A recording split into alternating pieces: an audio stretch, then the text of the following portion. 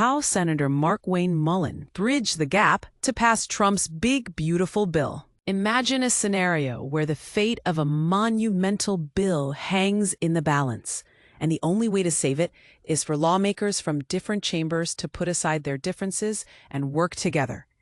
This is exactly what happened when Senator Markwayne Mullin, a Republican from Oklahoma, stepped in to bridge the gap between the Senate and House to pass President Trump's massive budget reconciliation bill. But here's where it gets interesting. Mullin didn't exactly volunteer for this role, and it is more of a practical decision than a passion project. As he himself put it, there's an inherent mistrust between senators and representatives. It's like we're playing shirts and skins with our own team. And this is the part most people miss, the immense challenge of breaking down that barrier and getting everyone on the same page. The bill in question was a colossal package worth $3.3 trillion, comprising tax cuts and spending provisions that required full buy-in from congressional Republicans. However, the House and Senate had differing opinions on how to approach it, with the House pushing for a single, massive package and the Senate preferring to split it into multiple pieces. Then, there were disagreements over spending cuts, Medicaid changes, and the state and local tax deduction, SALT cap. Mullin, with his experience in both the House and Senate, found himself at the forefront of negotiations, effectively acting as a liaison between the two chambers. But what's crucial to understand is that this role wasn't something he initially sought out. Rather, it was a natural fit given his relationships with lawmakers from both sides. As he began attending deputy whip meetings, he realized that no one really knew what the House was planning, so he took it upon himself to walk down the hall and start a conversation. And this is where things get controversial. Some might argue that Mullin's involvement was a testament to the power of bipartisan cooperation, while others might see it as a prime example of how party politics can override the need for genuine collaboration across the aisle. The question remains, can we truly achieve meaningful change when lawmakers are more focused on getting their own way than on working together towards a common goal? As Mullin worked to explain the Senate's Byrd Rule to his House counterparts, he faced an uphill battle in getting everyone to understand the intricacies of the legislation. But by listening more and talking less, he was able to build trust and facilitate a more open dialogue.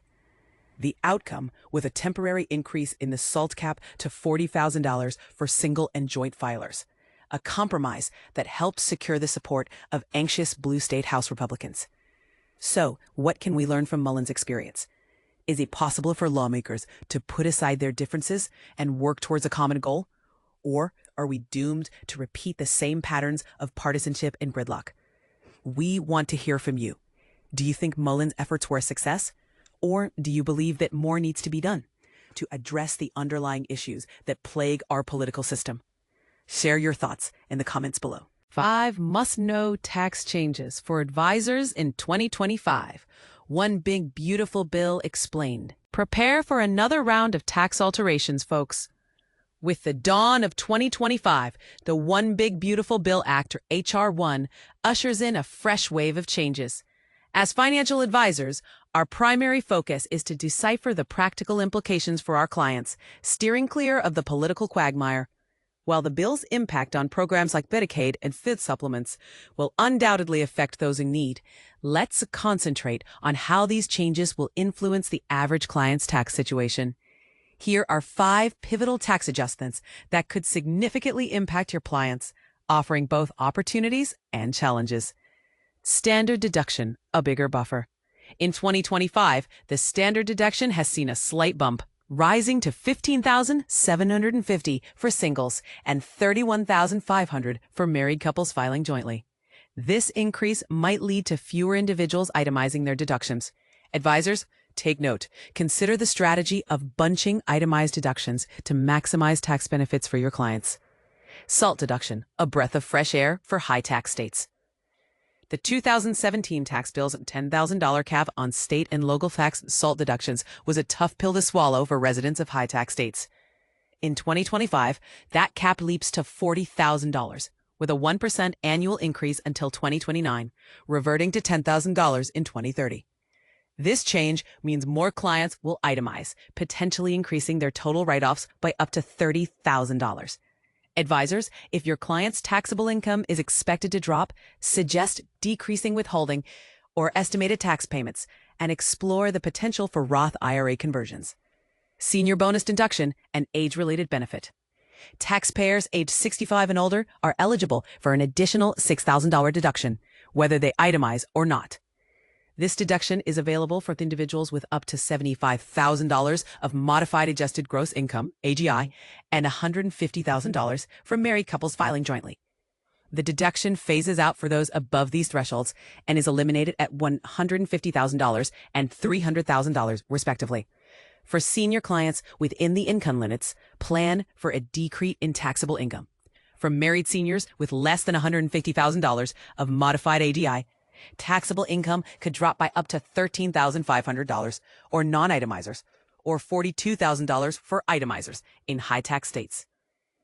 Consider advising clients to decrease withholding or estimated tax payments and explore Roth conversion opportunities, mindful of the income limit for the bonus deduction.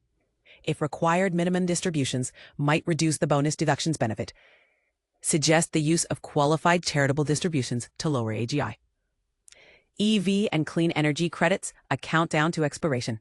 The $7,500 tax credit for new electric vehicle purchases and the $4,000 credit for used EVs will vanish after September 30th, 2025. Additionally, tax credits for energy-efficient home improvements, such as solar panels, heat pumps, and efficient windows, will end by December 31st, 2025. Advisors encourage clients contemplating EVs or home upgrades to act before these credits expire. Charitable deductions, a new twist.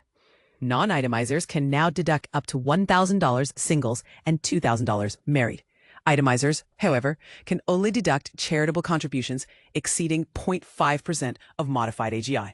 For instance, if modified AGI is $100,000, charitable contributions are deductible only if they exceed $500. Maximum limitations still apply. The decision between itemizing and claiming the standard deduction becomes even more complex in 2025. If your client is affected by multiple provisions of the new law, it's a prime time to collaborate closely with their certified public accountant. The Trump tax law introduces numerous changes beyond what we've discussed. This article aims to provide advisors with a clear overview of the most impactful tax areas affecting clients.